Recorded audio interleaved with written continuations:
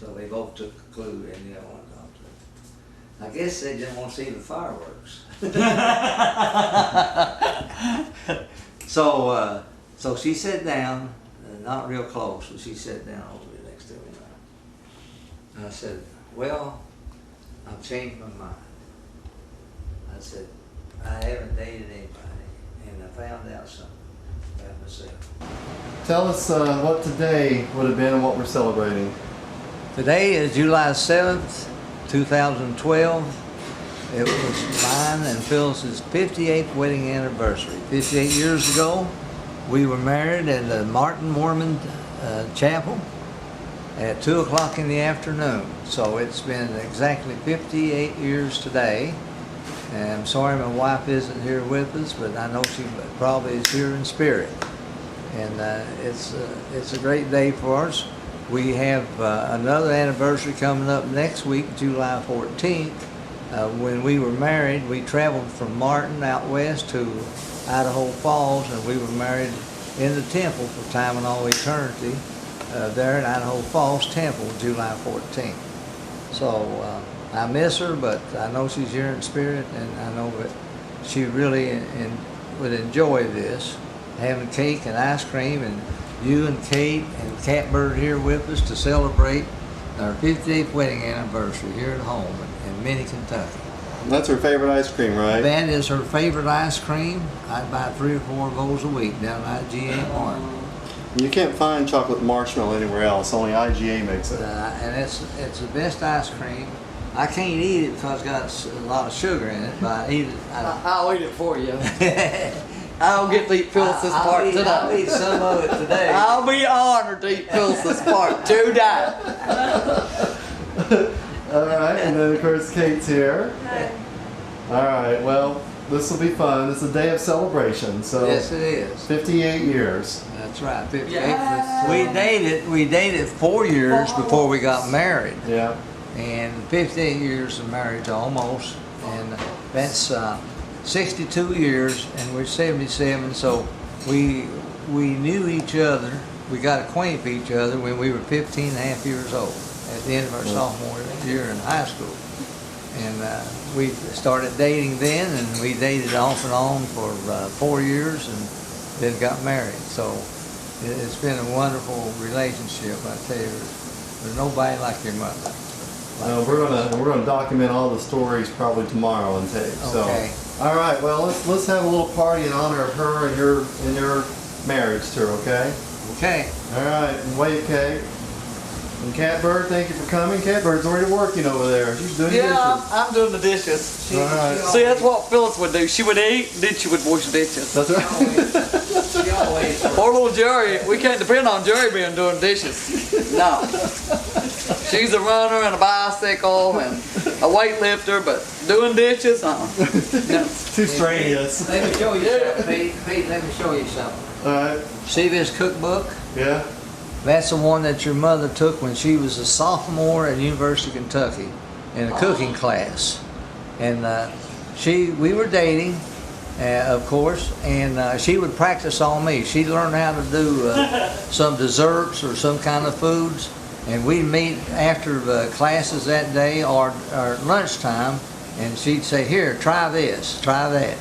And this is her class book that she had in that course, and it cost $3 in 1953.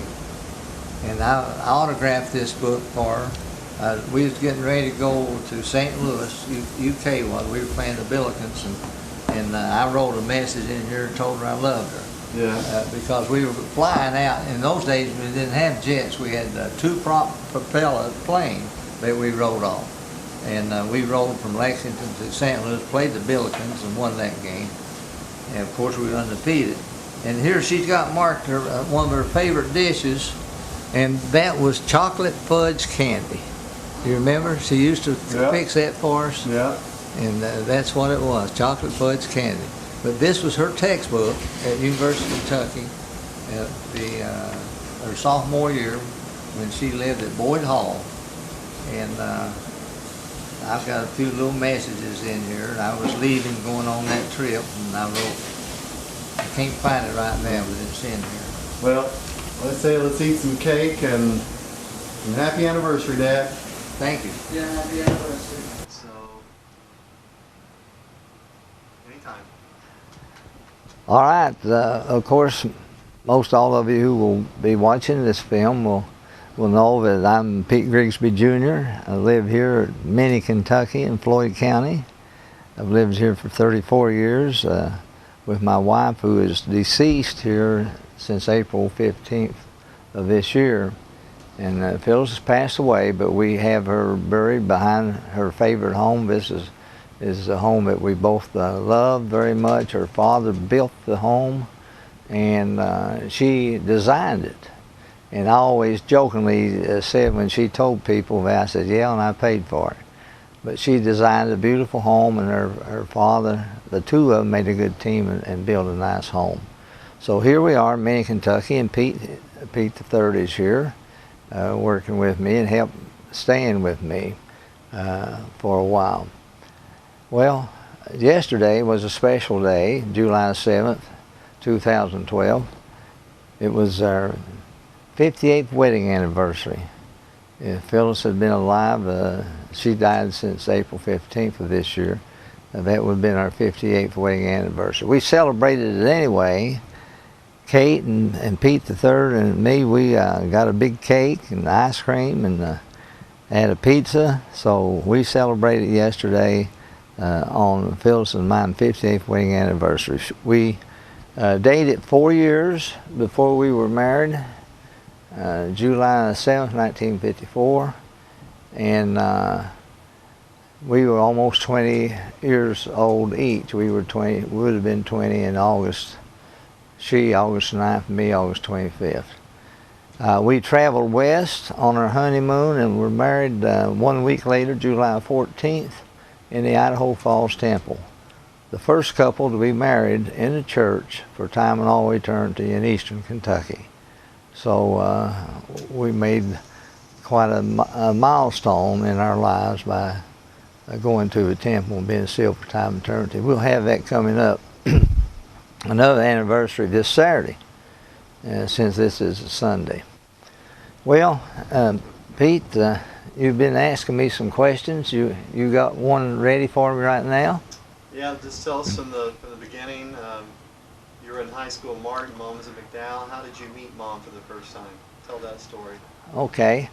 Well, this is the end of basketball season in March 1950. I was a sophomore, and so was Phyllis. She was a sophomore. I didn't know her at this time. I'm starting to tell you the story. But first of all, on this day, I want to back up a little bit during the basketball season. And one night, two of my friends, one of my teammates and the manager, after practice, asked me to go with them to a basketball game. Another two teams in the county were playing, and they wanted me to go with them to the game. And I had nothing else to do, so I rode with them to Wayland to see the Wayland Wasps play the McDowell Daredevils. So we arrived at the game at Wayland, and there were two teams were playing. On the way to the game, they explained to me that they had dates, or they were going to get dates with the three McDowell Daredevil cheerleaders. And they talked a little bit about them. And I had not noticed them. I didn't know them at all. And like I said, this was about January, February 1950. So we go into the game and we sit together, and the A team has started, and here they are, McDowell's Daredevil cheerleaders. I looked them over and I noticed one of them was quite pretty. And I asked the other two, I said, now, which ones are we going to date? You got yours picked out, or how are we going to pick them out? And they said, well, we're going to talk to them at halftime. We've already made arrangements halftime of this game to go talk to them. And Bob said he wanted, her name was Glenna May, and Bert said he wanted Phyllis. and that left the other one for me. I forget who it was. Well, I didn't like the looks of the one they left for me. So instead of going with them to ask them for a date, the 3-on-3 there at halftime, I stayed in my seat while the other two went to the girls to ask them for dates. Apparently they were unsuccessful. And if I had gone with them, I would have wanted to ask Phyllis, because she was the prettiest of the three. Well, later, they were unsuccessful, by the way. The girls didn't give them a date. So we drove back after the game to Martin. Well, after the basketball season, it so happened that one Sunday, probably in April, in the spring, one Sunday I was walking up the streets in Martin, and I forget where I was going. I might have been going to Blake Rattle, a friend of mine. A convertible drove up beside me as I was walking up the street, and it was one of my teammates, Ronald Tackett, was in a convertible car. He was driving, and in the seat next to him was Bob Taylor, another teammate of mine, and Blake Rattle. Blake was in the back seat. There was one vacant seat, and they stopped and asked me to go with them for a ride. And I said, "Where are you guys going?" And Ronald said, "Well, we're going to visit the prettiest cheerleader in Floyd County." And I said, "What?" "Yeah." I said, "I know her." I said, we'll go visit her." I said, "All those." I said, "Well, it sounds okay to me, so I'll go along with you." So I jumped in the back seat of the convertible, and we drove up, left Beaver Creek toward McDowell. And during the course of the conversation going up to visit this good-looking cheerleader, Ronald said, "Well," says, "nobody can date her. She won't date, or she hasn't dated," and so forth, and said nobody can get a date with her. So anyway, he talked a little bit about her, and then we talked about basketball and whatever teammates talk about the season we just had. We had a successful season. We won 30-some games that year. So anyway, we go up to McDowell, and Ronald drives up. We go up past the school and up in what they call Bristlebuck, and Ronald pulled up in front of the house and sat there for a minute or two. He said, "This is where she lives." He said, "Let's go in." And one of them said, "You don't know if they'll let us in or not." And about that time, Phyllis came and saw us, and she stuck her head out the door, and she knew Ronald. And Ronald's parents and Phyllis's parents were church members together, and they knew each other, and they'd go to church together, and they'd visit one another. They're old regular Baptists, and they always visit each other on Sundays, and that's how Ronald knew Phyllis. And she said, "Well, come on in." She invited all four of us in the house, which was surprising. But anyway, Ronald got out first, and he led us up steps. Had some concrete steps up to the house, about 8 or 10. And then one by one we went in. I was last one. I got out of the car last. And as we went in, Sam was in there, her dad was in there rocking in a rocking chair reading. Before you get to the living room, there's a little step down and a little area connected to the living room where there's a desk and maybe a chair, and this is where he liked to read and rock. And each one of the boys went in. Ronald went in first, and they little Ronald. And Phyllis invited us all into the living room, and I got in last. And as I introduced myself to Sam, her dad, I started to say, "I am Pete." And he said, "I know you, young fellow." Said, "You're that good little basketball guard. You're Grigsby from Martin." And I said, "Yep." So that made me feel good. He already knew who I was, and he'd seen me play basketball. So he was quite complimentary of me, and he hadn't said anything else like that to the other three, but he did brag on me. So we go in and sit down, And Phyllis talks to us, and we introduce ourselves to her. And she introduced herself to the three of us. She knew Ronald, and we all sat down, and they had a pretty good sized living room. They had couches on both sides and seats on the end of the room. So anyway, we talked and chatted a little bit, and they had an upright piano, and Phyllis went over to that piano and started playing and singing. And she could play really good. She played. I noticed that, being a little bit of a musician myself, being raised by my mother to play music, and played saxophone in the band when in the grade school. I knew a little bit about music. I know she didn't use any sheet music. She just playing everything by ear. And so she was singing and doing a good job at it. So and she'd talk in between songs or something and say, what do you want to hear, this or that and the other, and she'd go ahead and sing. So finally, Ronald and kind of felt like we'd stayed long enough, since there was 4 of us. And he said, well, we're going to go. And she said, well, it's nice seeing you and everything. And she just kept playing the piano. And Ronald got up and started out, and then Bob followed, and then Blake followed, and I deliberately stayed behind. And I didn't go out. I walked over and sat next to Phyllis on the piano stool. And I said, boy, you can really sing and play that piano. I really like that. And I said, I would like to know you better. Would you give me a date? So I asked her for a date. Ronald said nobody could date her. So I liked what I saw. I'd seen her as a cheerleader, and I saw her in action that day, and I liked her. And I wanted to know more about Phyllis. And so I asked her for a date right there. And she said, I'll let you know. And I thought, hey, that's not bad. She at least didn't turn me down.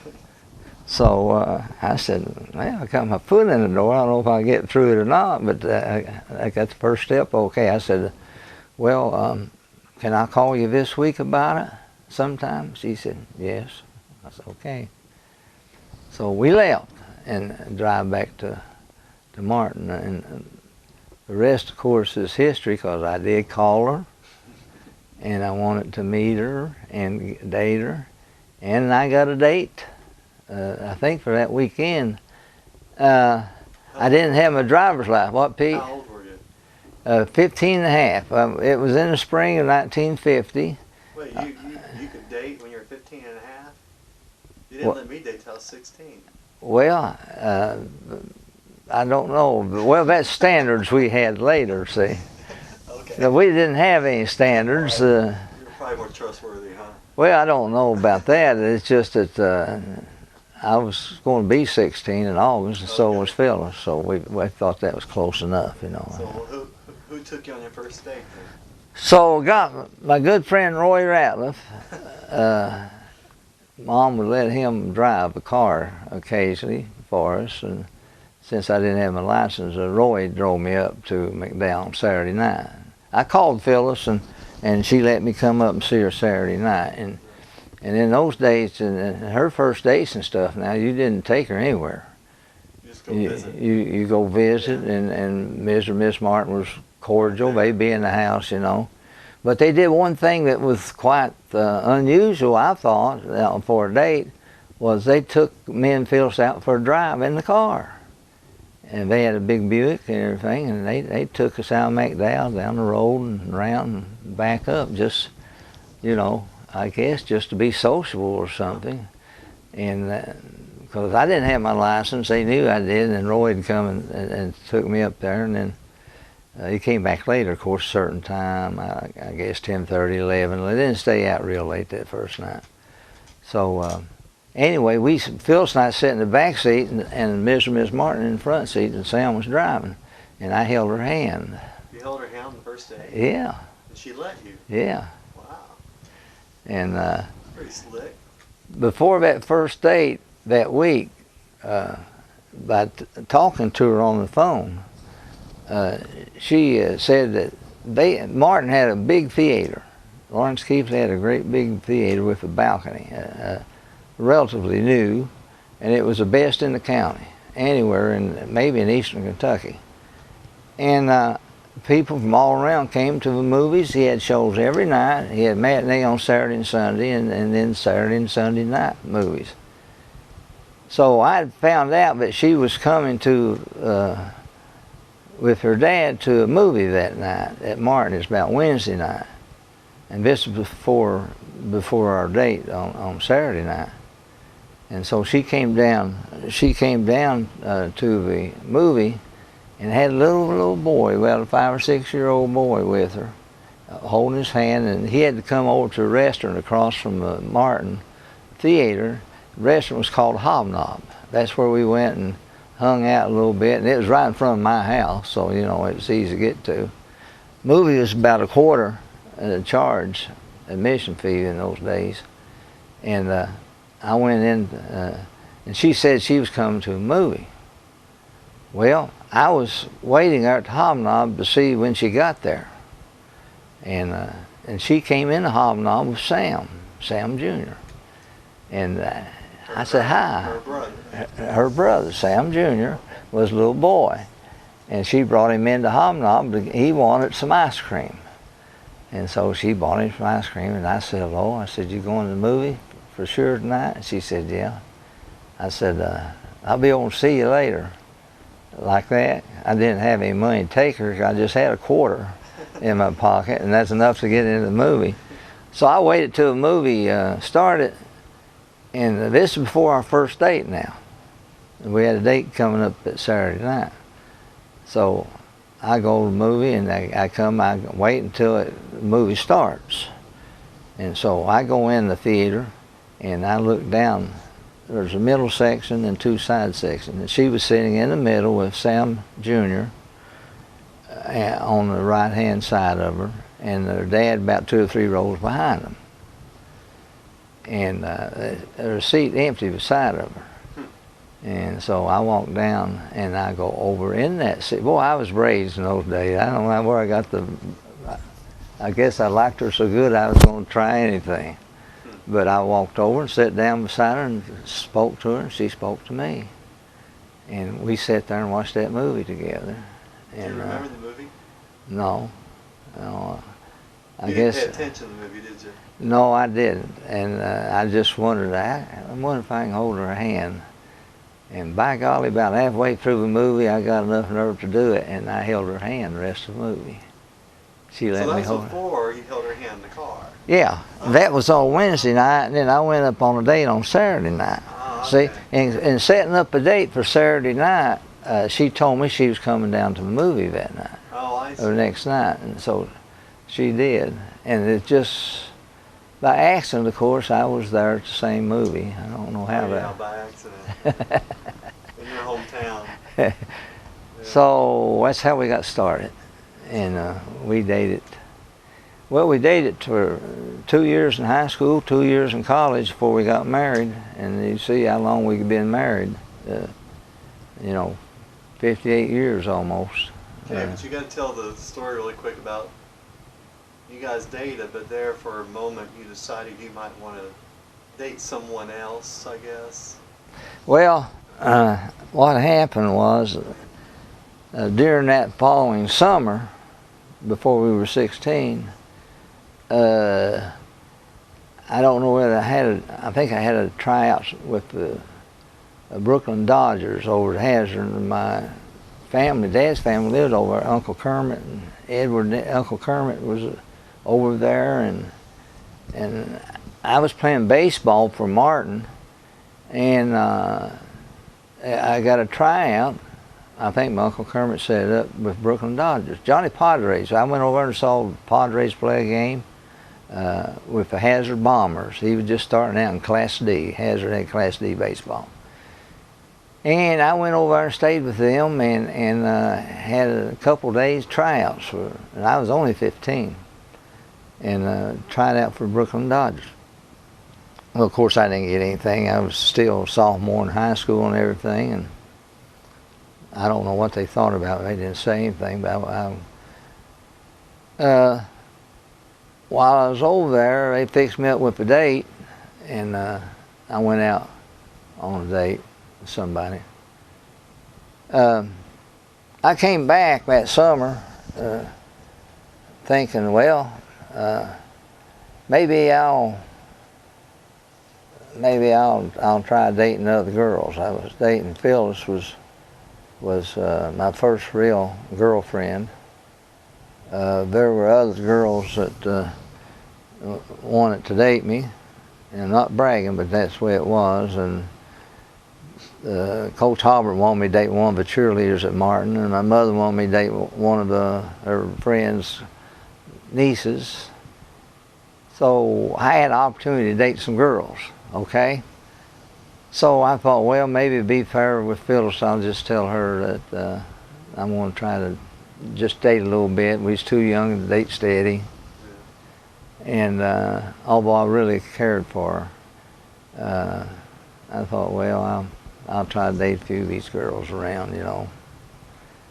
And spread my wings a little bit, you know, being Romeo of some type at a young age of 15, not quite 16. And I got it in my head, well, I'll date a little bit of other girls and still date Phyllis if I can. So we had a date at her home. Of course, without driver's license, I couldn't take her anywhere.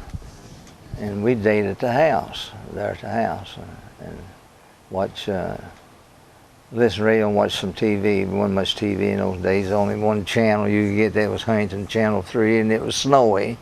And Saturday nights was wrestling. Miss Martin would fix us cake and ice cream. We'd all try to watch that wrestling on that TV.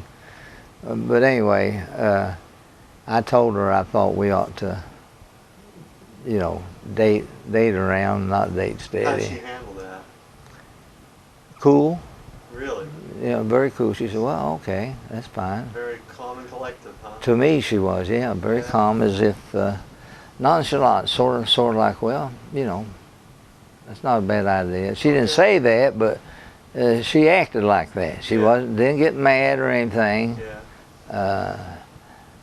Didn't show any real concern about it, although she was. I found out later that she went and took my picture off her table and nailed it on the wall with some of the others. They always said that when Phyllis nailed you on the wall, she's finished with you. Yeah.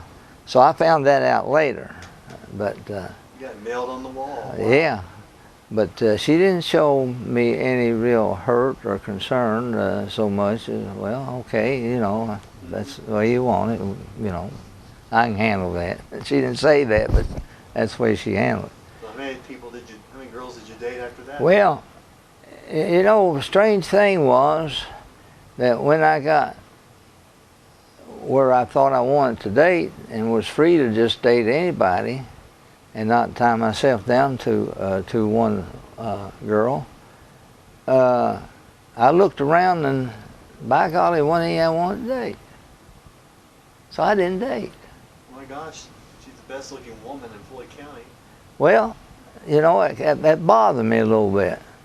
So school started, and about the second or third week in school, our junior year, me and one of my buddies went to see a football game down in Prestonsburg. And Prestonsburg playing a football game. I forget who it was against, Hazard or somebody.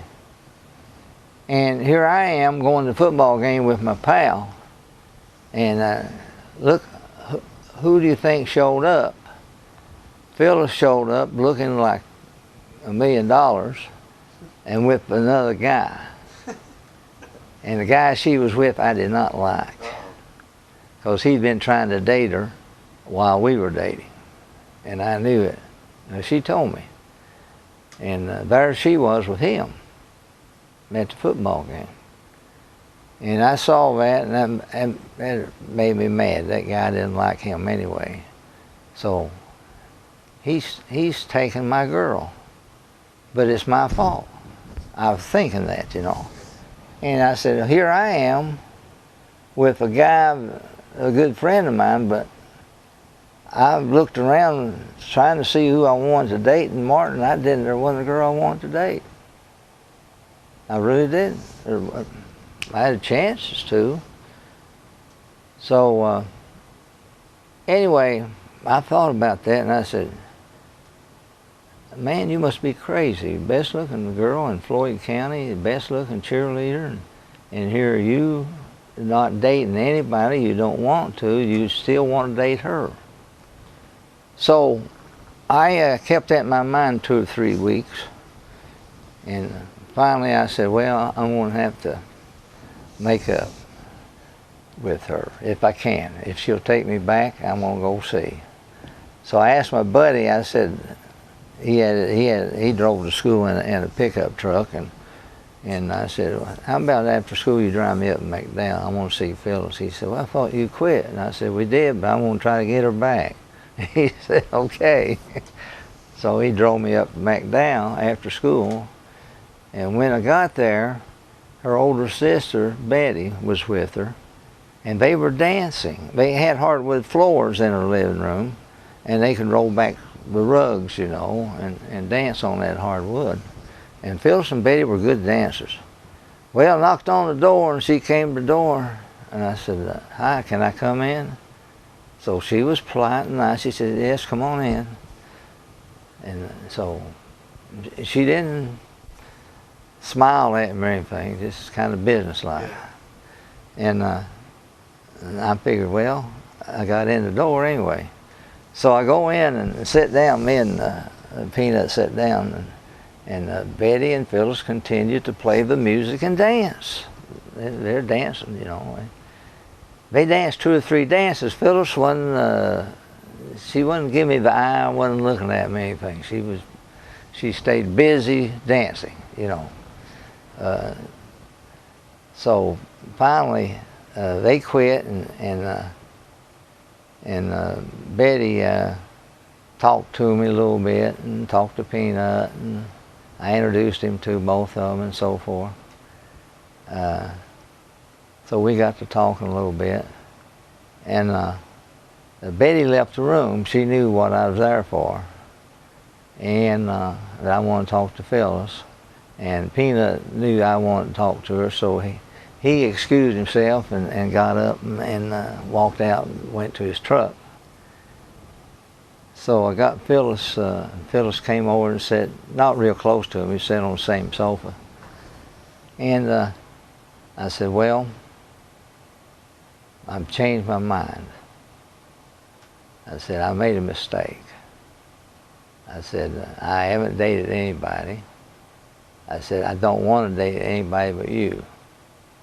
And I said, I want you to know that I'm sorry for what I said to you, and I'd like for you to take me back. Like for you to give me another chance. Yeah. I said, you're a girl I want to date. I don't want to date anybody else. What did she say? She said, well, she gave me her classic answer, I'll think about it. I thought, well, you know, that's not a no. That's what she did the first time. She didn't say no. So I thought, well, that's progress. Well, you had been nailed on the wall, so that's a good answer. Yeah. I didn't know that at the time now. She didn't tell me she nailed me. It was later when we had been dating again and everything. So we started dating again. I left, didn't get an answer. And then, of course, I called her during the week and talked to her. And then I said, I'd like to come up and see you Saturday night. And he said, okay. So I went back up and ate a little bit of crow, told her I was sorry, and that I wanted to date her. And if she'd have me back, I'd like to date her. And she did. She took me back. And the rest is history. I mean, we started dating again. We dated steady, Well, you know, back then, if you dated a girl, you know, and you didn't want to date anybody else, they called it steady. Did they do that in your day too? Going steady. Yeah, going steady. That means, you know, that's it. I mean, you don't date anybody else you don't want to. So we went steady the rest of our high school days, junior and senior, and college days. We dated junior, senior year in high school and 2 years in college, freshman, sophomore years. So anyway, apparently she liked me or she wouldn't have taken me back. She liked me or she wouldn't have dated me. So she knew I liked her because I told her. So then you were recruited by Kentucky and Adolph Rupp with Kentucky. Mom Yeah. went with you to Kentucky. You weren't married at the time, though, right? No, we were just dating. Well, how come it worked out perfectly was Coach Rupp at UK my senior year offered me a basketball scholarship to play basketball at Kentucky. And of course, that was everybody's dream in those days, was play basketball at UK. And it was even more so then because none of these Southeastern Conference teams could play a lick. I mean, really, they weren't very good. They were football, but they weren't basketball. They had no large arenas. Lexington or Kentucky had the Coliseum, which seated 11,500, and it was a show place. When Coach Rupp recruited me during the state tournament, it was held down there. He showed off the Coliseum to me. And they gave me a sales pitch about coming down there and said, this is where we'll play during the boys' state tournament. And so anyway, I turned down some offers of some other schools. And I could have started at Georgia Tech. There was Western, there was Eastern, there was Moorhead, there was Marshall. And so I just didn't even, when Coach Rupp signed me in the spring, I took Phyllis with me to our basketball banquet at school, at Martin High School. And took Phyllis with him. He met Phyllis right there at the basketball banquet at Martin High School. And Coach Rupp came and made a big speech, and he signed me to play basketball. So I got an early sign. He signed me early, so I didn't even consider. I played in several All-Star games that summer. East-West All-Star game, and one up at Pikeville, Kentucky East, playing the West, and a big one down at the Coliseum, East versus West, in basketball and football in August. And played one down in Ashland, the Kentucky, Ohio All-Star game. But anyway, that was the reason I went to Kentucky. Now, Phyllis went to Kentucky because her sister, Betty, had graduated from Kentucky the year before. And that was the place that Betty wanted her to go. Well, Betty was a senior when Phyllis went, and a member of a sorority, and Phyllis wouldn't join. She said she was independent. But anyway, that's the reason she went to Kentucky, because her sister was there, ready to graduate, and she had graduated. My memory, because when that senior year in school, Miss Martin and me and Phyllis, they took me to graduation. Betty graduated our senior year, 1952, from UK, and it was held in the Coliseum. I remember now. And so when Phyllis went to, and then Phyllis followed and went to Kentucky. So she and I just ended up at the same college. And we dated for 2 years, and I got engaged with her my sophomore year, midway of my sophomore year, we got married that following summer, July 7th, 1954. So we've been together a long, long time, and it's really hard not to have her with me. It really is. She's just been a big part of my life, and someday she'll be back with me. We were married at Idaho Falls Temple for time and all eternity, and she's in the spirit world now, and someday I'll be there with her. Here. Okay. Tell us about the visitor you had your senior year and business-wise. Tell us the story of Grandpa Grigsby getting this offer from someone famous. Okay. Well, I was senior in 1951-52 at Martin High School, and Phyllis was a senior in 1951-52 at McDowell High School. We graduated the same year together, and we also had graduation at Wheelwright High School, a new gym. In those days, the Wheelwright gym and the basement area, the first floor, was brand new, and so they decided to have a county-wide graduation. All the schools got together, all the seniors, and we graduated that night together, Phyllis and I did. Well, during the year, my senior year in springtime again, my father was a businessman there in Martin, and he had several businesses. And I don't know if he was mayor at the time, but anyway, my senior year I got a visitor from who came quite famous visitor. He wasn't real famous then, but he became real famous. Colonel Sanders, the original owner and initiator of Kentucky Fried Chicken franchises, came to our house, and he had gotten to heard of Dad through Happy Chandler and Joe Weddington and some of those guys, and he came to our home and brought me a gift, a graduation gift, and he met with my parents, and I forget whether he stayed a night or what, but it was at least a day-long meeting, and he had restaurants. It was called Kentucky Fried Chicken in those days, not KFC. He had restaurants in Corbin, Lexington, and I'm thinking Prestonsburg maybe, or Paintsville. I remember it's Corbin and Lexington. I don't know whether it's Prestonsburg or Paintsville. But anyway, he had 3 restaurants, and he offered to sell them to my father. And they talked and their business talk. I wasn't involved, but I knew what they were talking about because Dad told me. So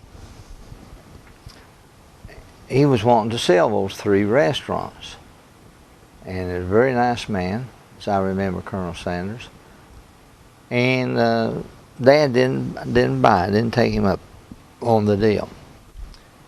There was also another visit came to my father about that time, and Governor Chandler,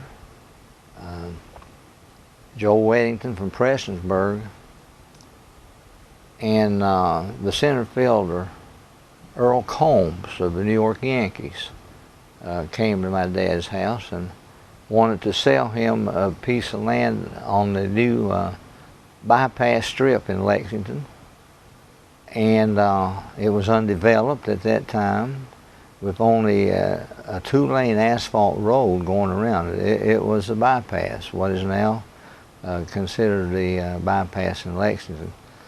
And he could have bought a whole strip of property down through there, but he ended up buying a corner property, and that's where he built the Catalina Motel. In 1960, he built it. And I asked Dad later, I said, well, why didn't you buy all that down through? They offered him a whole strip down through there about, a quarter of a mile. And he said, didn't have the money. I said, well, that's good enough reason. But anyway, we went on to college together, Phyllis and I did, and we dated all through the freshman year in college and sophomore year. And I took her. She, during her sophomore year, her roommates got her to go to church with them. One was a Methodist and one was a Baptist, and she'd go with them. Phyllis, growing up as a little girl in McDowell, told me that she used to visit all kinds of churches. She was always interested in religion. And she could sing, and she sang in a lot of churches with her girlfriends growing up and in high school even. So she went to a lot of churches, and I said, well, why didn't you join? She said she didn't feel like she should join. When they had those altar calls that she went to, those churches, she wouldn't join. But in college, she started going to church with her roommates. They invited her. So she told me about it, and I said, well, I want you to go to my church. If you're going to the other churches, you can go to mine with me. She said, all right. So, we had a little church in Preston Avenue, a little shotgun house, a little frame house that wasn't bigger than about 20 by 20, something like that. No, it's a little bigger than that, maybe 20 by 30. But it wasn't big at all. Lexington had a small branch in those days. So we go to Preston Avenue. I'd taken the car to school my sophomore year so I could get around better. And I took her to church with me. And I also gave her a book about the church. Back then it was a great missionary tool, a marvelous work and a wonder. And I got the missionaries to order me a book, and they did, and I autographed it and gave it to Phyllis. And she read it and studied it, and marked it up. She'd ask me questions, and I'd give her pointers about it, and we'd go to church together, and she'd ask questions. And, very interested, and she liked the answers. Well, anyway, we got serious, and by Christmas time we were engaged to get married the following summer. In the meantime, my basketball career wasn't going anywhere at Kentucky, although we had a great year, 25-0. But I had a lot of pressure from my father particularly, and from Coach Halbert, since I wasn't playing very, very little while I was playing, and they wanted me to transfer to Wesleyan. Coach Halbert had gone to Wesleyan, and I could transfer to Wesleyan and be eligible right away and play ball. And I had a lot of pressure put on me to transfer even at midterm, and I wouldn't do it. Instead, I got engaged to Phyllis and bought her an engagement ring. And we planned on getting married that summer. So, anyway, Coach Rupp had a rule you couldn't get, in those days you couldn't be married and play basketball for him. So I knew that too. So anyway, we decided to get married, and she decided to get baptized. And of course, that's a story that I wish she could tell you. She can't right now, but she prayed about it and got answered by the Holy Ghost, and she knew it intellectually. She was converted, and I asked her why she would join the church, and you know what she said? She said, because it sounds familiar. He said, it's familiar. I said, well, that's a good enough reason. And then she told me about her answer to her prayer about it. And she was visited, of course, by the Holy Ghost and felt His power. She was doing the right thing. So anyway, we got married July 7th in the Martin Chapel. That chapel was relatively new. Across from the hospital there in Martin. Later, the church sold it to Mountain Comp Care when we moved into a newer one over on the hill. But anyway, that was new in those days. Our branch president was from St. Anthony, Idaho, Mary Sim Miller. The church had sent a couple out there to be the branch president and relief site president. We had very few Melchizedek priesthood holders in Martin at that time, and the previous branch president had moved, and we needed a branch president, and the pickings were a little bit slim in those days, and so the church sent a couple out. And they lived in my dad's apartments, by the way. And he was a former big guy, baseball player, pitcher, and he's been an athlete, and he was a great preacher. So I baptized Phyllis January 31st, 1954. the church house was full of her relatives. All of her relatives at that time came down to the church to see her baptism. And Jack and Betty Hutchison were baptized that night too. So we had the church house full. And she was the first in her generation, Martin generation, and left Beaver Creek to join the Mormon church. So anyway, she got baptized, and we were engaged. I bought a ring for her from her cousin up in Ohio that she picked out. I let her pick it out. So anyway, we finished our sophomore year and decided to get married on July 7th. Well, before we decided a date, we wanted to travel to Salt Lake Temple and be married in it and sealed. Well, President Miller, being from Idaho, had checked with the church and everything, and the Salt Lake Temple was closed for renovation during the month of July, so it was closed down. He was from St. Anthony, Idaho, so he arranged for us to stay with his family in St. Anthony, and then we could go to Pocatello, Idaho, and be married in Idaho Falls Temple. And he got permission from the church officials, since there were only about 8 temples in those days of the church, and they were all in the west. Got permission to for him to marry us civilly in the church, and then we could travel on our honeymoon out west and be married in Idaho Falls Temple.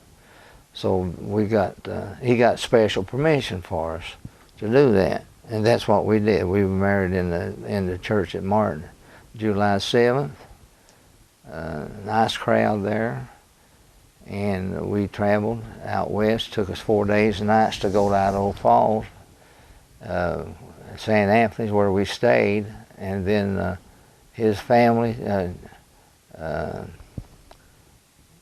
Charlie Miller, and his wife took us to the temple. And in those days, they had the live action in the temples. They didn't have the film and so forth of the things that went on in the temples, live action. But anyway, we enjoyed it and learned a lot. And we stayed out west 2 weeks. We went later to Salt Lake City and traveled home together. So that's the reason, and that's how we got married. July 14th, for time and all eternity, first couple in eastern Kentucky to have that done and to have our children sealed to us automatically. And our oldest daughter, Melinda Gay, was the first child in eastern Kentucky to be born under the covenant because of that marriage. Do you have any more questions here now, Pete? Let's see. All right. Show what we found by accident this weekend, and explain what it is after we got looking through it. Okay, Pete, while he was working in the pantry, discovered this book that was in there in the pantry with the canned foods and all the storage foods. And it is a book called Practical Cookery. Practical Cookery. Well, it happens to be Phyllis's. Inside, the first cover is her name, Phyllis E. Martin, Boyd Hall. She lived in Boyd Hall her sophomore year. This was classes she took in cooking and sewing at the University of Kentucky her sophomore year. And here's the cost of it, Pete, $3. Yes. Can you believe that? $3 for a textbook in college. This is December 1953. She'd take this class, and sometimes we would arrange to meet in front of the building at lunchtime, because she would go back in for another class in that same building. And the building was located over near our dorms that we stayed in, the basketball team. And so I would arrange to meet her at lunchtime, and she'd meet with me, and we'd sit in my car or something, you know, and she would bring out cakes and candies and cookies, and this was things that she learned to cook in her class, and she'd try them out on me, and of course I would eat them, and they were good. She was learning to cook real good in some of these items. In this book that Pete found, this is one that she used in her classwork down there. She got a leaf turned down on chocolate fudge. And all during our married life, and while the kids were growing up even, she would fix chocolate fudge for us. And it was really good. And she learned to fix that chocolate fudge in this class. And so anyway, she tested things out on me, but it certainly helped her be a good cook and a seamstress while we were married. Here's in the back part, during this month of December, the University of Kentucky basketball team, we traveled to St. Louis to play the St. Louis Billikens, and we went in a two-propeller plane, a two-prop plane. It didn't have jets in those days, and we flew to St. Louis this time. So I was getting ready to go to St. Louis, and I wrote something in the back of the book to her, and it says December 18th, 1953 at 12:42 and a half. I don't know why I put a half on there. 12:42 p.m. It's lunchtime, and I said, getting ready to go to St. Louis. Pilly is getting ready to go to class. Pete and Pilly, I wrote. And love always. Yeah. I don't know why I called her Pilly. I guess I did when we were dating, when she would pull a joke on me or laugh and act a little crazy, you know. And I'd say, "You're silly, Pilly." She had a great personality. She just, you know, she just cut up sometimes. Nothing real mean or. That's probably her only cookbook she ever owned, huh? I don't know. I don't know about that. She tried some different recipes from time to time. I think she get a lot of cooking ideas out of her magazines that she bought, you know, and so forth. And then she got a lot of great cooking lessons from her mother, who was a great cook. So what she learned out of books and out of this class and from her mother, she's a good cook. So during our 2 years of college together, I played baseball and basketball, and Phyllis sang in the choir. One of her great accomplishments was she was the lead soprano. She had a beautiful voice. I guess the lead would be the one that can sing the highest notes, and I forget exactly what they called that in her name, but she tried out for the choir and made it. And the Kentucky UK choir would travel to different places and sing, put on programs. And I saw one of them when they performed there in one of the halls, or Memorial Hall or something like that on campus. I went to ones that they did on campus when we wasn't practicing ball or playing games. I got to go to one, I remember, on a Sunday and watch them perform. They were good. She had a beautiful voice and made the choir. I'd like to tell you this too about her in college. Coach Rupp wanted to know why she didn't go out and be cheerleader. And he wanted her to be a basketball cheerleader. And her cousin, Gary, Gary Martin was down there, quite prominent in the Alumni Association, and he wanted her to be a cheerleader. So she had some prominent people to put her on as UK cheerleader, and she wouldn't do it. And I said, why? Why don't you want to be a cheerleader? She said, I've been a cheerleader for 7 years and I've had enough of it. What happened was George L. Moore was principal at McDowell, and for some reason he dismissed all the high school cheerleaders. They had broken rules and so forth, which he didn't tolerate. And so he said, I'm going to go down into a grade school and grow me some cheerleaders.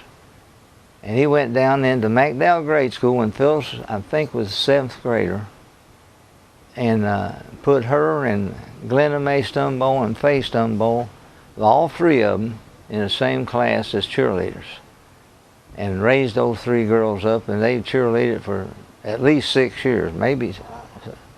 And she was a cheerleader for varsity basketball.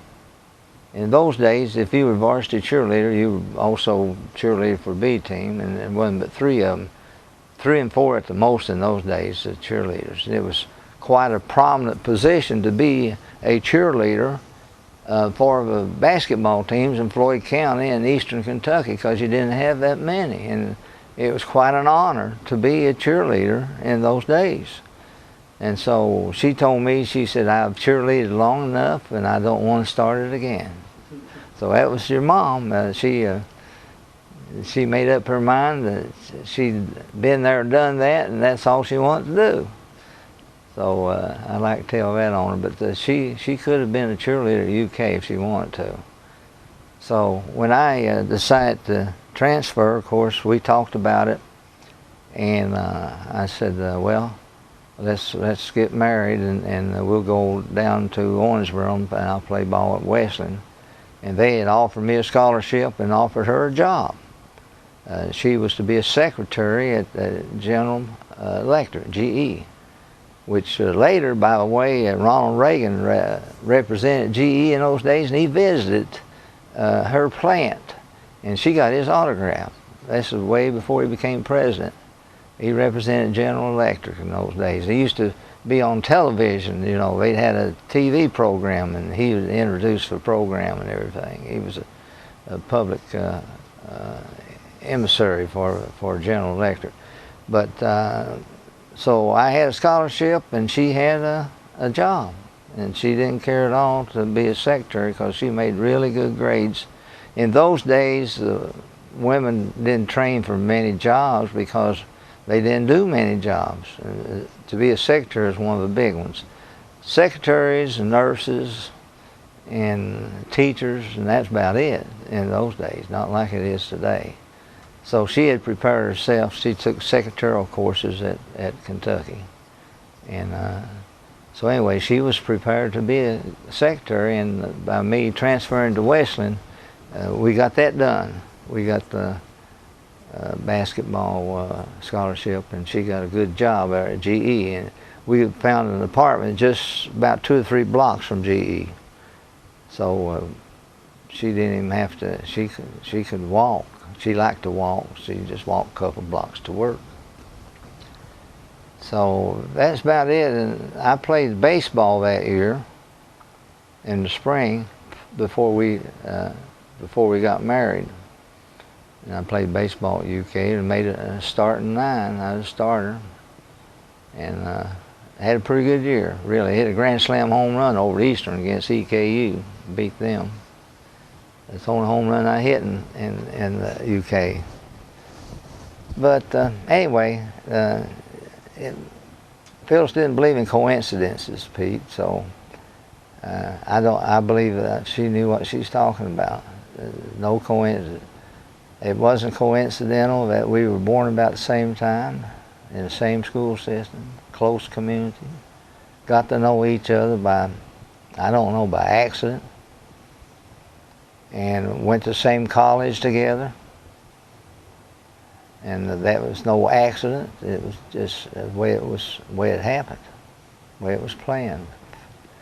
So anyway, I'm very happy that we had a nice celebration yesterday without her, but still, as far as I'm concerned, we're married. We're married now, and we're going to be married forever. We got married in July the 7th, July 14th, 1954. On our honeymoon, we traveled out west, like I said, and was married at Idaho Falls Temple. We went down to Salt Lake and visited some friends, and went to a tabernacle and went to church down there, and went to the Great Salt Lake. And boy, that was a new, exciting experience. You could go out in that salt lake and just sit down and just float. It was so full of salt. and Phyllis and I got salt all over us. I tell you what, when you got out of there, it just salt all over your body. And we went to the July 24th celebration before we came home. But after we were married, we went to Kentucky Wesleyan, and I spent 2 years there. I played basketball and baseball at Wesleyan, and she worked at General Electric. During this time, though, she got pregnant with Gay, our oldest daughter. And her senior year, at the same time, in scrimmage 2 weeks before the basketball season started, my senior year, I accidentally broke a leg. It was a scramble in scrimmage, and I came down on my right leg, and it was twisted, and it snapped the fibula, the small bone in your leg. Well, that ended my basketball career, because I was out the whole season for it to heal. I was in a walking cast. Phyllis was pregnant with Gay, and there I was in a walking cast, and I got the missionaries. She and I, an important thing had happened during the time I was down there, was there was one other elder in the church, an older man in his 70s, who held the priesthood, and he and I got acquainted, and we started a Sunday school and a young women's meeting at the YWCA in Owensboro one night a week. And I got the church to bring in missionaries. The first missionaries in Owensboro, I got them to come in. And so anyway, today there's a branch in Owensboro. So I kind of feel like we had something to do with getting Owensboro started in the church. But the missionaries then helped me go to classes and back, because I couldn't drive with this cast on my leg. So they were really good, the missionaries that came into Owensboro. And Phyllis had to come home to McDowell, live with her mother before Gay was born. And so I had the missionaries sort of stayed with me and helped me, and Phyllis went home and her mother helped her. And they had Gay. She had Gay in the Martin General Hospital. Dr. Claude Allen delivered Gay, and I got to come home between semesters to see them at McDowell and to visit her and Gay.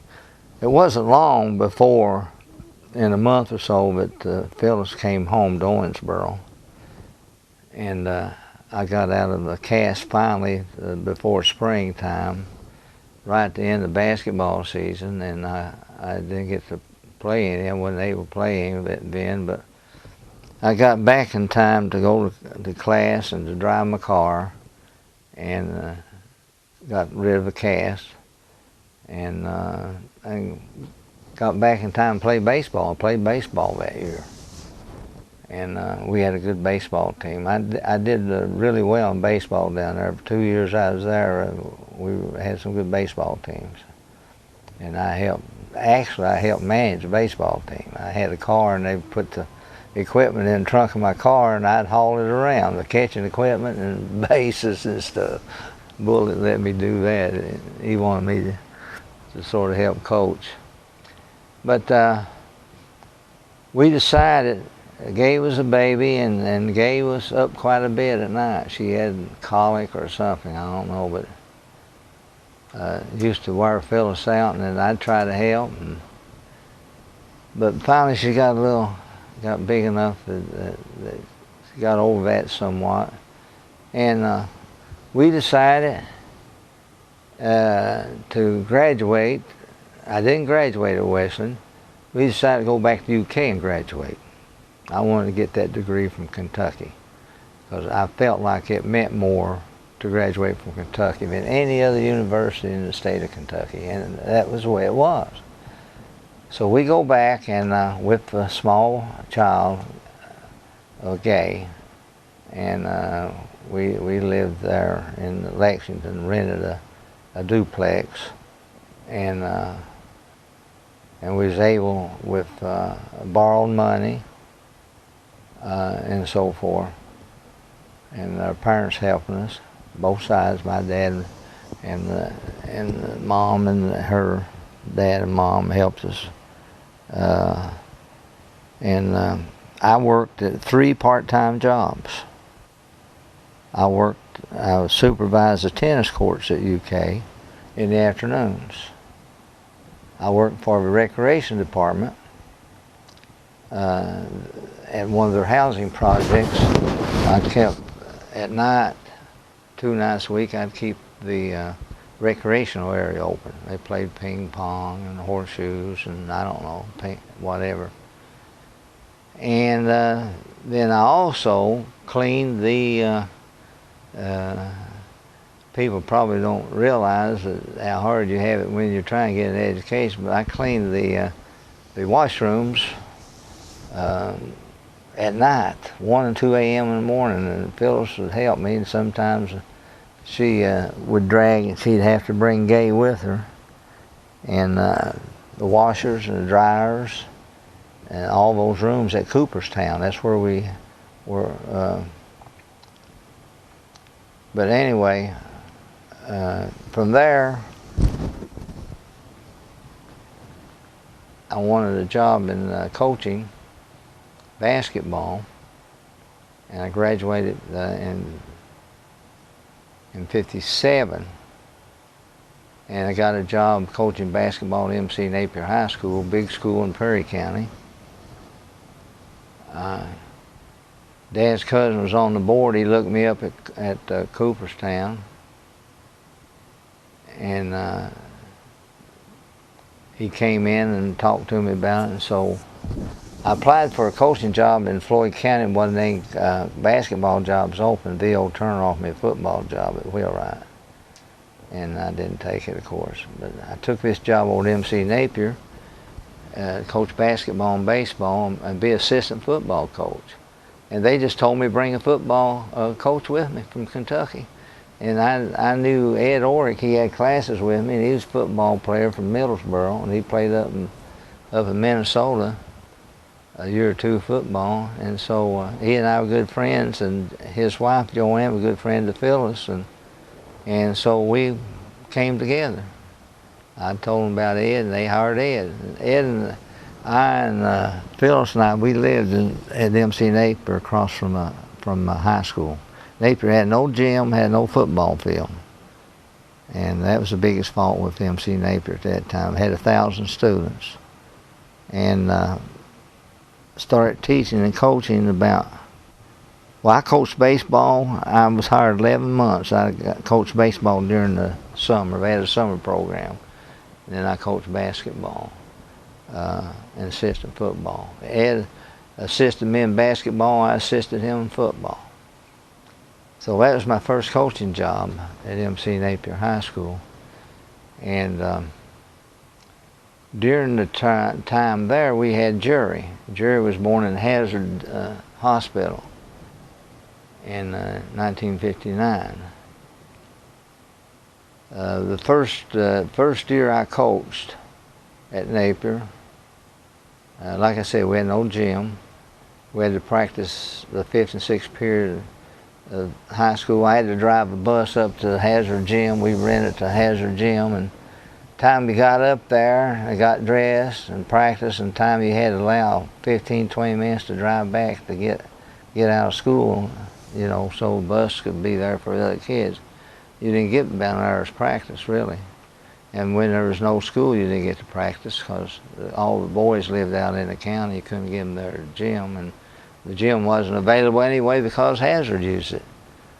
So we had to play our home games at Hazard Gym. And they got 35% of a gate. So Dills Combs is the same position. They practice in the mornings and played their games at Hazard Gym. But it was sort of a mess when it came to something like that. We started out playing basketball, and supposedly I was supposed to have a pretty good team coming back.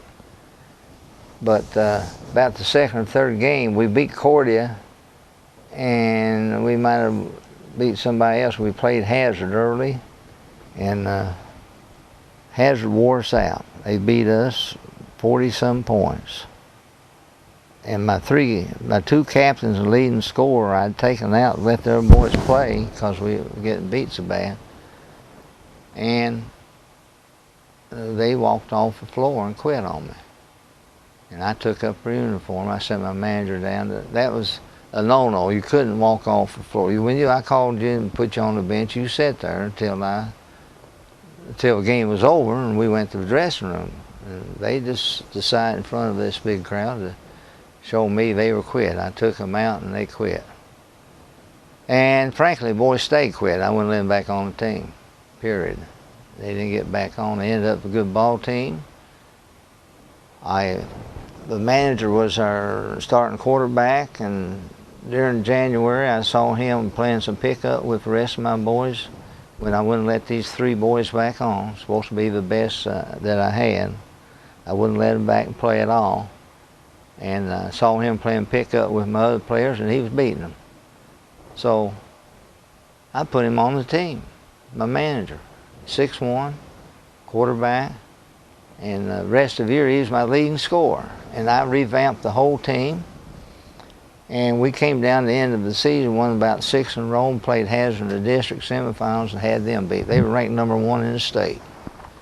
And we had them beat, and the referee made a bad call on me, and they went down and scored 2 points right at the end of the game, beat me 1 point. Had them beat. A bad call by the official did it. And the superintendent of schools came down stairs after the tournament and congratulated me on what a job I did. So I really appreciate that. But getting back to the Hazard game early in the year when I lost those boys and they quit, and I made sure they stayed quit. I had a lot of pressure put on me to those boys come back on the team playing. I wouldn't do it. I wouldn't let them play. I felt I was doing the right thing. You know, they walk off on me and the school and the people. They didn't deserve to be on the team. And that's what I told everybody. But anyway, that night we were beat 44 points, I think. And my wife, Phyllis, consoled me all night long. I was really low. I was really down to get beat by the biggest rival and one of the best teams in the area at 44 points. And she stayed up all night in bed. We were in bed together. And she'd rub my hair and talk to me. And it's going to get better. You know, you had a bad game, and those boys, first time they've played under you, they'll improve, and you'll improve. You'll do better. All night long, I was just tore up so bad.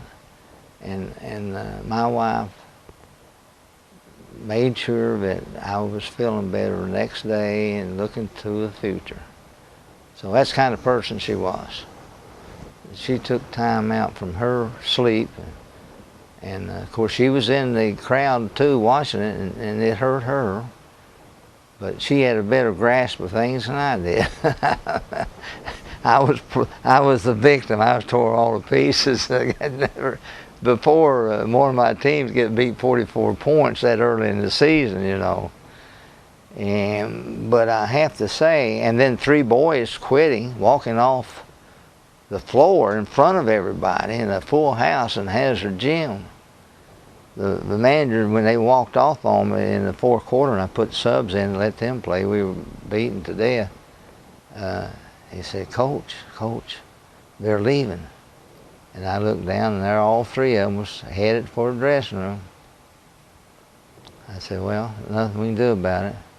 In about a minute or 2, I thought, well, I sent my man. I said, you go down there and you get their uniforms since they quit, you tell them I want the uniforms. They're not getting them back. And that's what my manager did. He went down and got the uniforms. They'd already taken them off, of course, time he got down there. But they made a spectacle out of it. And it's bad enough to get beat 40-some points without your own players, you know. It's kind of like it was my fault, or whose fault was it? I mean, they're the players. But I don't know what happened to the boys. They quit because I took them out. And they were getting beat 40 points, so that was enough. I played by subs, let them play a little bit. But your mother consoled me all night long. I mean, I didn't sleep. There was no sleep in my eyes that night. I was torn all to pieces. I mean, my first big defeat as a coach, and I thought, how am I going to get well after getting beaten 40-some points by the number one rival of schools, Hazard and Napier. When they played, it was a dogfight. It doesn't matter what they played, and it was basketball, football, baseball. So that's the type of woman she was. We later went back the next year. I was runners-up in the region, won the district. We beat Hazard in the district the next year. I brought a 6'5" boy out of study hall in junior year, played him on the B team. Everybody thought I was crazy. He made my starting center the next year. And we developed some of those players from the previous year that had come on and given Hazard all they wanted in the tournament. And we came on the next year with that big boy in the center. He was skinny as he could be, but he could shoot it. And long arms. And we beat Hazard in the district finals, went on to the regional finals in '59 and was runners-up to Breathitt County. Pharisee Woods and the Bobcats started their first time to the state tournament. And he had a long run at it, 14th regional tournament. But I decided to go back and get my master's degree in principalship. I found out early that the decisions made were made by administration, not the coaches. So I took a leave of absence, went back. Jerry was born in the winter of '59. We went back, that's when we went to Cooperstown. And I had those jobs. That was the time then. The 57 deal was, I borrowed money. We had that famous flood in '57 in January and wiped everybody out in Martin, including my dad. Went back, got my master's degree a full year. Spent one more year coming back to Napier. Took my team to regional. We were runners up in the district, and got the job at McDowell. And they wanted me to come to the McDowell and coach. And I decided to move to McDowell, and Sam built us a house, lived right next door to him, and started coaching at McDowell in '61, '62. And we had Gay and Jerry at that time, and Pete came along. Pete III came along in '63, the next year that I coached at McDowell. It was a good tenure. We had 3 children. Later we moved down to the mouth of Royal Holler in a brick house and bought that off of Sam and Miss Martin. And I was coaching and principal at that time. And had 13 years of success as a coach and principal at McDowell High School and grade school. In those days we had K through 12 on the campus, and we had 700 some students in grade school and 325 in high school. So almost 1,100 students on that campus, small campus. And it had a little gym that we could practice, play ball in. And so we had 3 children. Pete was born in Pikeville in 1963. And that gave us 3 children, 2 girls and a boy. Well, after 4 years at MC Napier, 1 year on a sabbatical to get my master's degree in principalship. Not only would that qualify me to be a principal and a coach, but it also would raise my pay. We struggled to make ends meet, but it was worth it. It proved out to be worth it. We went back to school, and I worked at 3 different jobs and borrowed money off my life insurance policy. Years later, Dad paid me back for that, so it worked out good. We moved to McDowell.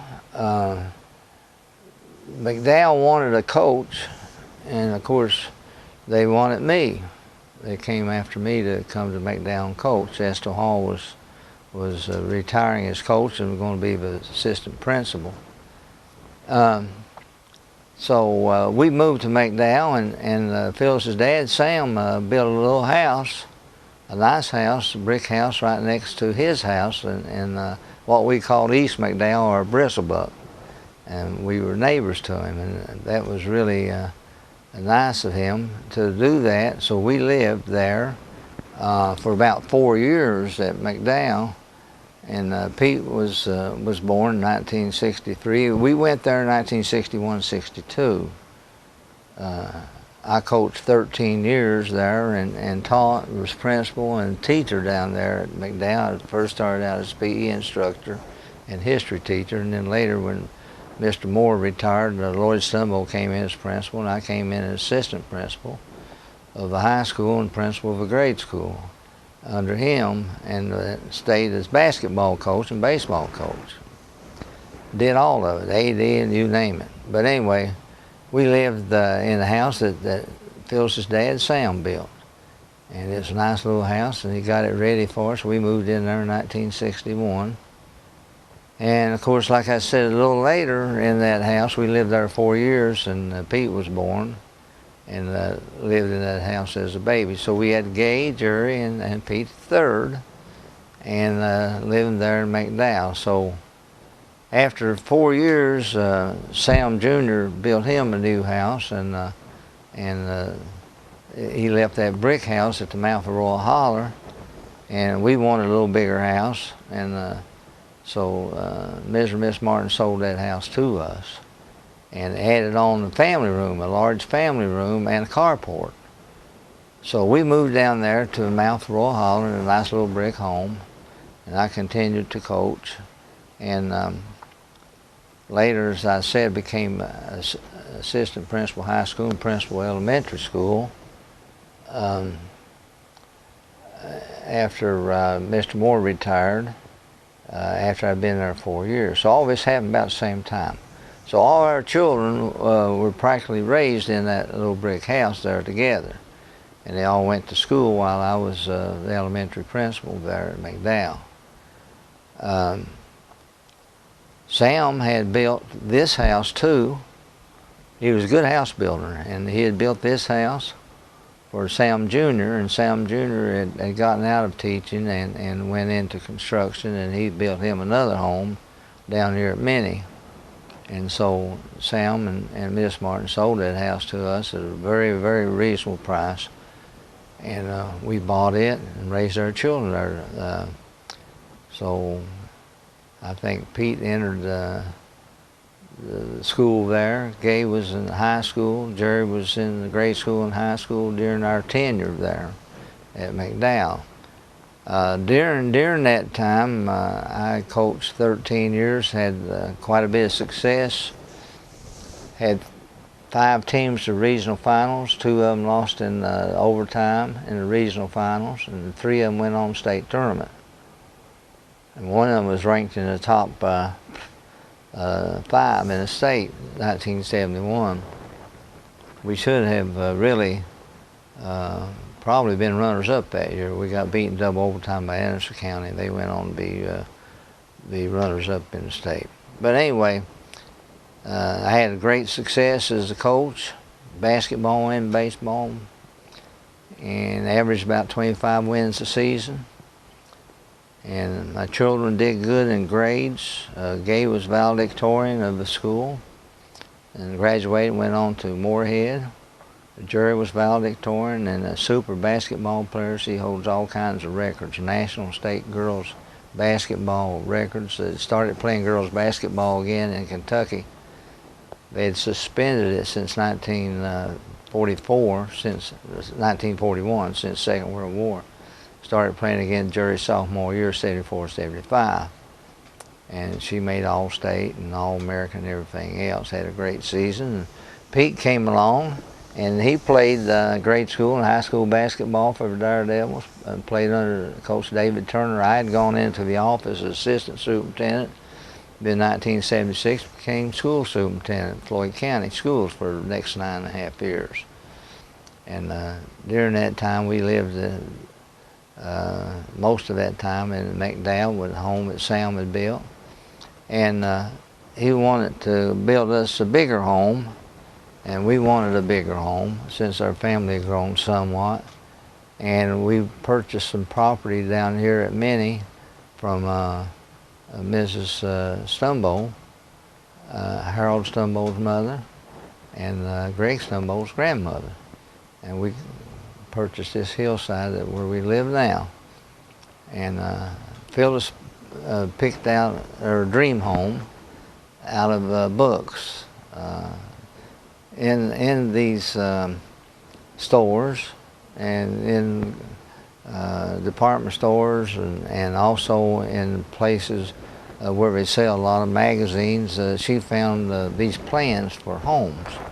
And she found the plans she wanted and enlarged the room. She liked big rooms. So her dad, we bought the property, and he bulldozed the lot and had a bulldozer come down to solid, and that's where we built the house and got a bank behind it. And anyway, we got a nice lot, and filled in some of it because to the side and down front of it, it was hillside and it needed to be built up, so we filled that in and made a nice yard.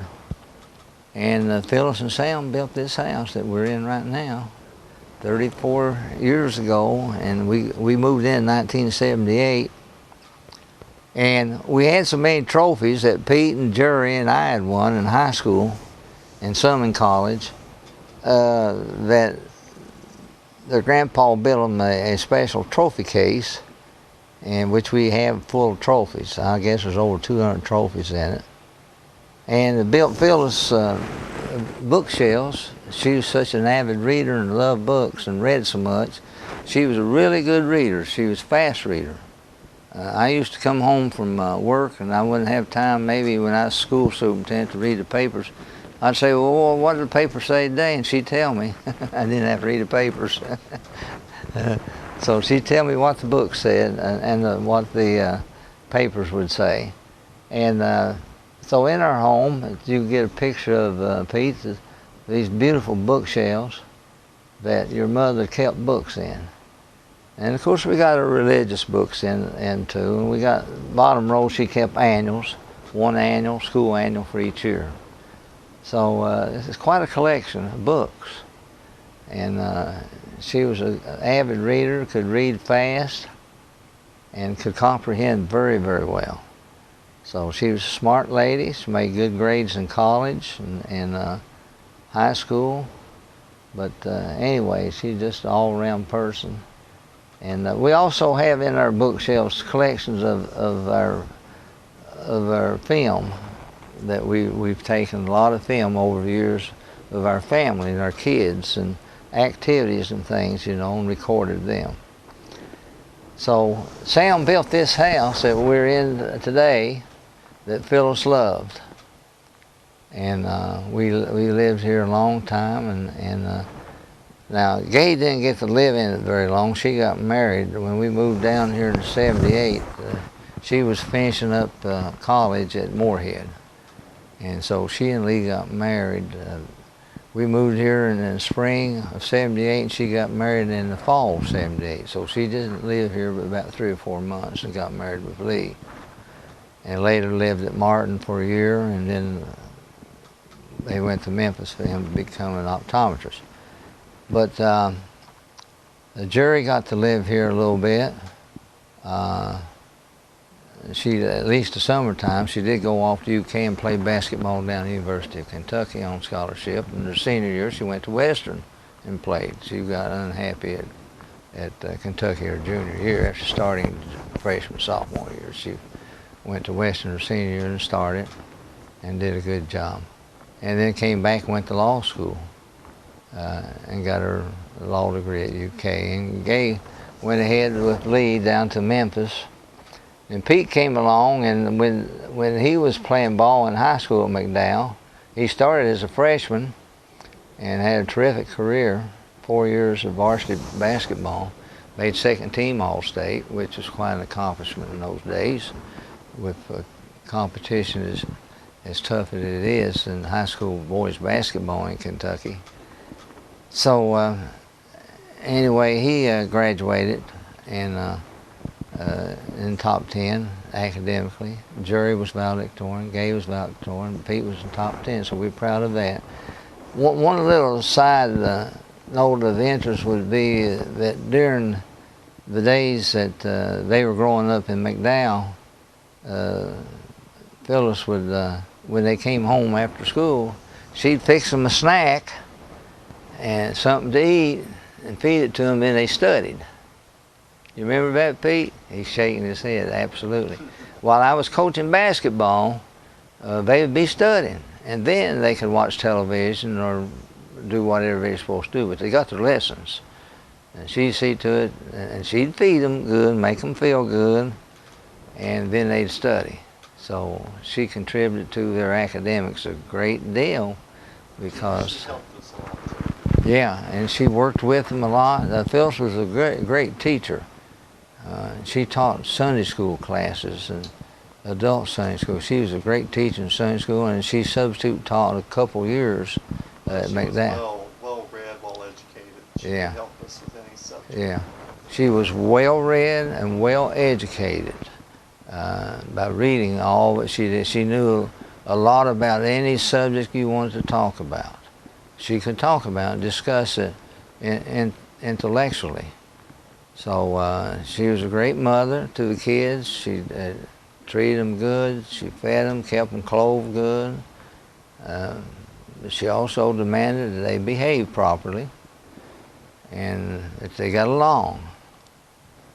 So she and I was always together on discipline. If she disciplined a kid, I backed her up, and if I disciplined, she backed me up. And there were times when we would discuss what to do in a discipline situation, and we'd be unified together. So, but really, we had good kids. We didn't have to do a lot of that discipline business, really and truthfully. They were taught right from wrong. We took them to church, tried to teach them to live right and live good, be honorable boys and girls. And I think we did a pretty good job at it. Yeah, but who's your favorite child? I'm not going to tell you. Can't break them at all. Come on. Hint, hint. Who's the most talented child? Hint, hint. Yeah, see. You've always treated us equal. That's good. So, anyway, we... Who's the best looking? Hint, hint. You all are good looking. You all, especially the ones that look like me. Not really. The ones that look like your mom's good looking too. So anyway, we enjoyed our lives here. I became a school superintendent, assistant superintendent 1974, superintendent of schools 1976. After a successful 13 years at McDowell High School. We won 3 regional championships, and that was unheard of. Before I came to McDowell, they won 1 district tournament, and that had been it in basketball for about 20 years. George L. Moore said something interesting to me when I became coach in 1961. He called me in his office and said, Coach Grigsby, he said, you know, we got a good academics program, good school here at McDowell, and we stress our academics. I said, yes, sir, I know that. And I hadn't been there very long, but I already knew, talking with Phyllis, and of course, you know, the teachers, seeing the staff they had and everything, and things I'd heard about their students. And he said, now what I want you to do is to coach within the rules and regulations, but I want you to bring up our basketball teams equal to our academics. And boy, did I raise my eyebrows, or did I? That really got me. I never dreamed that this man wanted a good basketball program. But he did. He said, now I want you to play within the rules. And they said, make sure the boys are eligible and everything. And said, I want you to build the program. I said, all right, sir, I will. And from that day forward, I worked with him on grades. I'd take grades, check grades I'd take with him, let him see them. They'd see if the boys were making their grades and they were coming to school. And that's the two things he required of me to get the boys, have them eligible within the rules and regulations of KHSAA and, of course, the school board policy and the school policy. So that's what I did, and I built this program for him. And we didn't go to state. Well, we were 1963. George L. Moore sat on the bench with us. We were runners-up in the region. We should have gone. We got beaten 2 overtimes in regional finals at Prestonsburg against Garrett. We should have won that game. We had a lead with 2 minutes to go, 4 or 5 points, and blew it and went in overtime. And then 2 overtimes, we got beat on a tip end of all things. And he sat on the bench with us. Well, we didn't go that year. In '66, we went for the first time. He wrote me a real nice letter thanking me for a job that I had done, the boys had done. And he'd always, until he died, he would watch scores in his paper down at, he lived on a big farm outside of Olive Hill. But anyway, he was a great principal. And he loved Phyllis dearly. He made her cheerleading sponsor when I came there. He called her Yale coach. He said, you tell that wife of yours she's going to be the Yale sponsor. Instead of cheerleading, so he called her Yale sponsor. And Phyllis did, that's the farthest thing that she wanted to do. But when George M. Moore told her and anybody else that's what he wanted, guess what, Pete? She did it and was a dandy. It was a really good cheerleading sponsor for, I don't know, as long as he was there, that's 4 years, she was cheerleading sponsor. That says a lot about him. She must have really liked him as a she, while she was in high school under George L. Moore, she was, he used to write plays, Phyllis would tell me. And they would have student plays during sometime at day and night, even at night time. When I was a senior, I went to one of her plays when she was a senior at night in the auditorium at McDowell. And George L. would write these plays, and Phyllis would be the star. She'd sing and dance and do a little bit of everything. And he had great respect for her, and she had great respect for him. And so, anyway, she could sing and dance, and they had some nice plays. I saw one of them at night. They put it on at night. But when George L. Moore told you to do something, you did it. No questions. Yes, sir. I mean, everybody, the teachers, he had great control over his faculty and teachers, and he gained control throughout the year on his students. If somebody did something he didn't tolerate, didn't like, he'd just kick them out of school. In those days, you could kick them out of school. And the principal was a totalitarian. What they did was law, and nobody questioned it in those days. But anyway, he was a great principal. Your mother was a great supporter of him, and he was of her. And she was cheerleading sponsor for 4 years. And when he quit, your mother, guess what? She quit being cheerleading sponsor.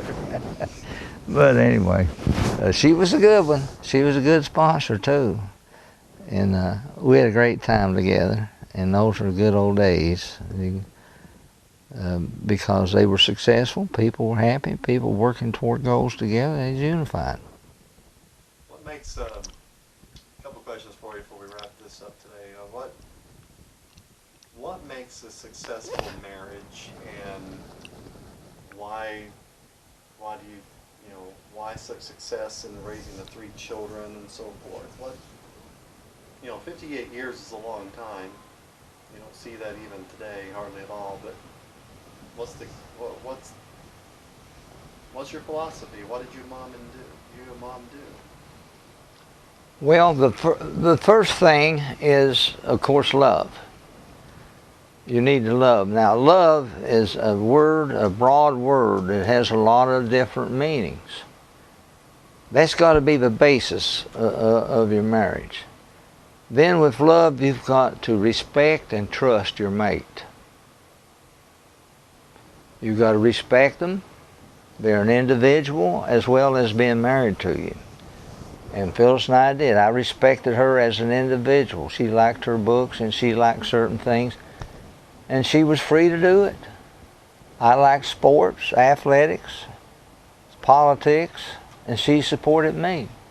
I supported her in the things she liked. She supported me in the things I liked. So that creates unity. And when you're unified, you have a bond, a closeness together when you're unified. It's just like anything, Just like if a ball team's unified and working together, they get success, like University of Kentucky did this year. But we trusted one another. We discussed things. Marriage, relationships is give and take. You're not selfish. We were unselfish with each other.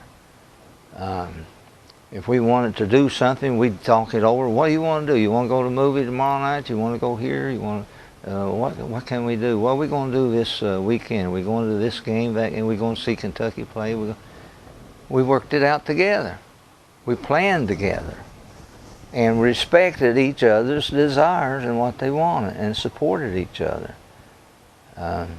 In raising you kids, we were together on discipline. You all were good kids. We didn't have to discipline you much, but we did have to set rules. We had to set parameters for your actions. We went to church. You all had to go to church with us, and we set the example by going to church in front of you. We had a plan of marriage, and we had a plan for raising children. We didn't write it down, but we discussed it, and we agree on it. We'd come out in agreement on what we were going to do. When I wanted to come back to Eastern Kentucky and coach, and I'll go to church back here in Eastern Kentucky and help build the church in Eastern Kentucky, I told her what I wanted to do before we were married. And she said that was fine with her. I agree with you. I'll go with you. No problem. I was free to get a job in coaching. She went with me no matter where it was. She wanted me to coach, wanted me to realize my dreams, If she wanted to buy 20 magazines and 50 books, so be it. You understand? She got to do things she wanted to do. And I was very lucky. She wanted to be a homemaker. She wanted to raise good children. And she did. How important do you think that was, the fact that she is a stay-at-home mom, too? I think it was probably one of the greatest contributions to our family in homemaking, that she was a homemaker. You don't see that much today. You don't see it much, but she was a homemaker. She loved raising you kids. She loved, seeing that you dressed properly, that you spoke properly, that you went to school and you behaved properly. And she taught you behavior, how to act. And, she just loved being a mother. And she loved raising her kids. And she was a major contributor to helping organize and formulate your character as a person. And that's what she loved to do. She was a teacher. And even when she substitute taught her, she taught her Sunday school classes at Martin. She was a great teacher, one of the best teachers they ever had down there in Sunday school was your mother. She had a way of, just like she had a way of talking to people and making them feel better. That was her style. And she was consistent in that style. I thought it was interesting, in the funeral, several people who spoke said she was non-judgmental and unselfish.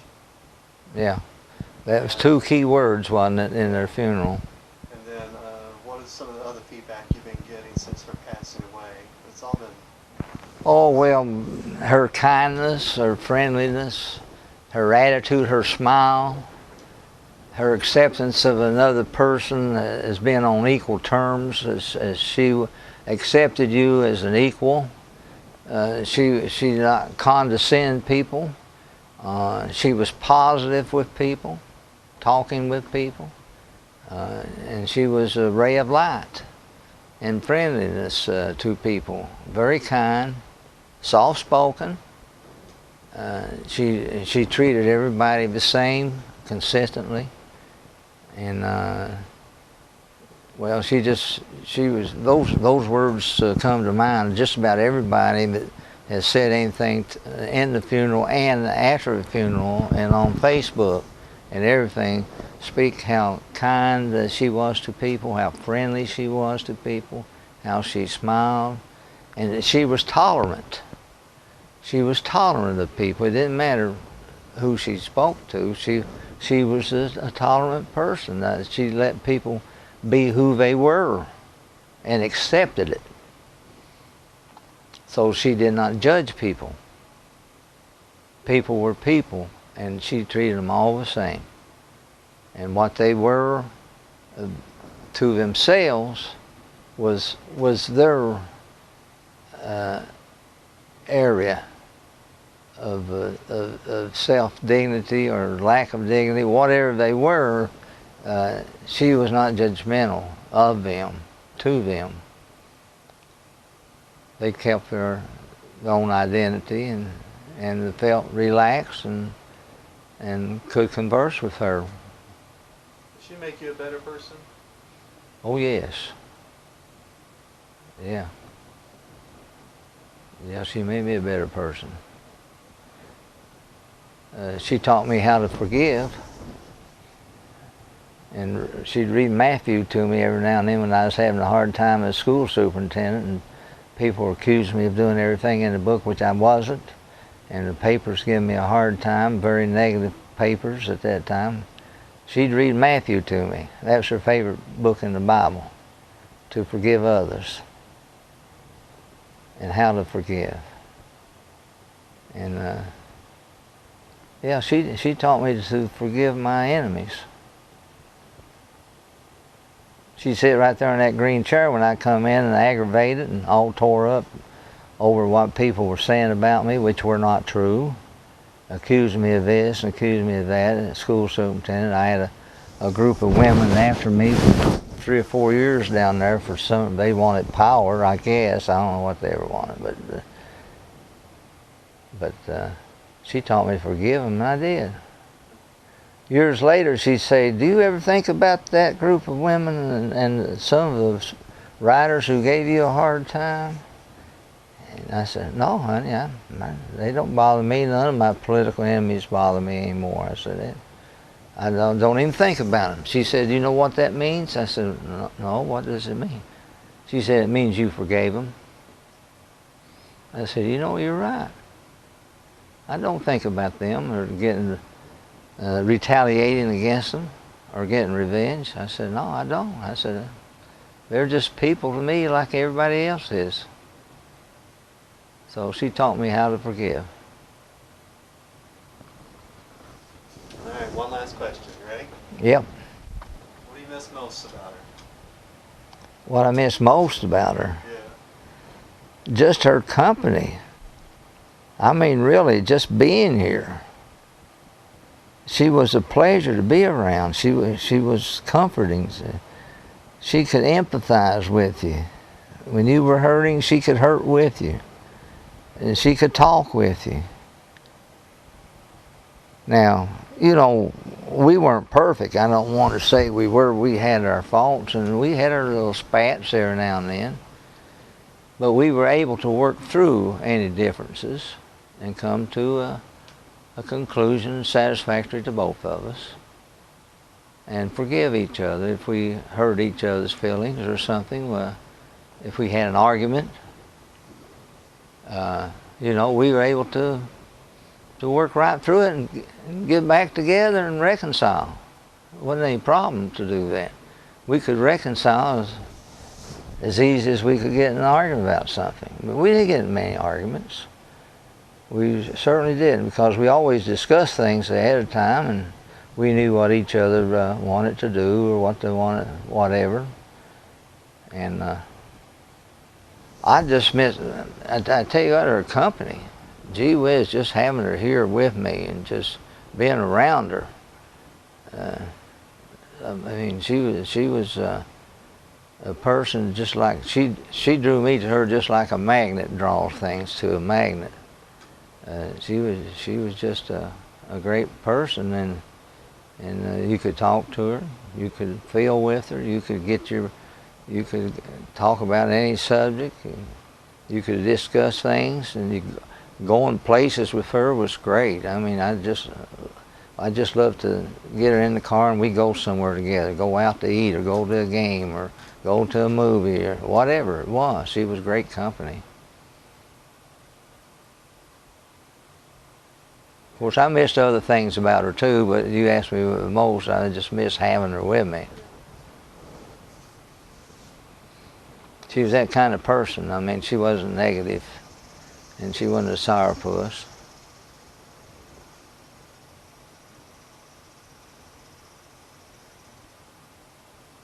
Anything else you want to add? No, we had our points of disagreement. We'd like, you know, but we'd come out of it unified. We'd come out understanding each other and doing better, forgetting about it, move on. We didn't hold grudges against each other, you know, like some people hold grudges if we get mad at each other or something. Or if we had a disagreement, we'd talk our disagreements out. What do you think she's doing right now? Oh.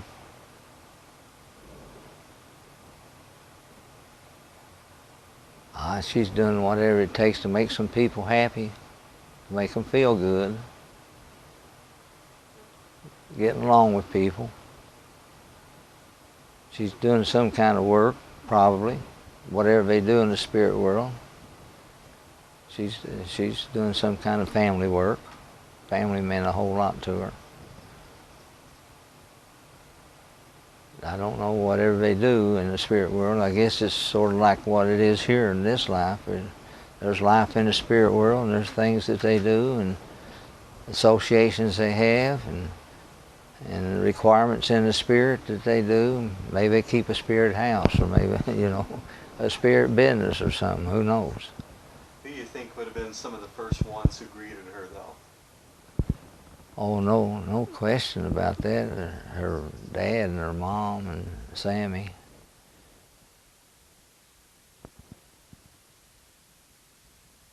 She got a bunch of relatives that's dead. It's passed on.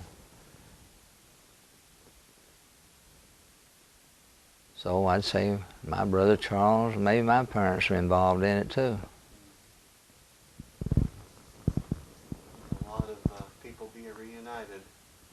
Oh yeah, a lot of her family, you know, is deceased, passed on.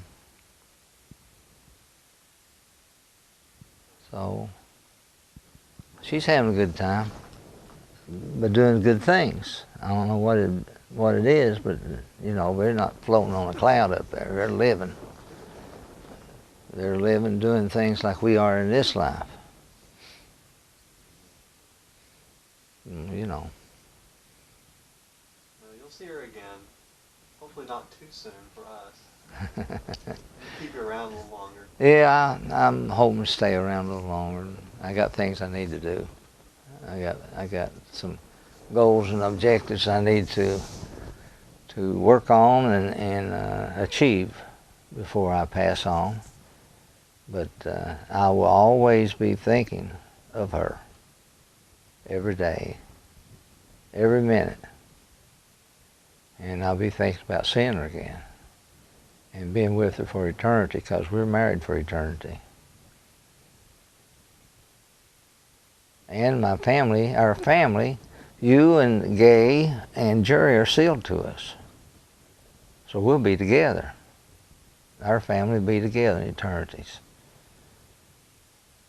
How you like that? That's pretty awesome there. Yeah, we're all sealed.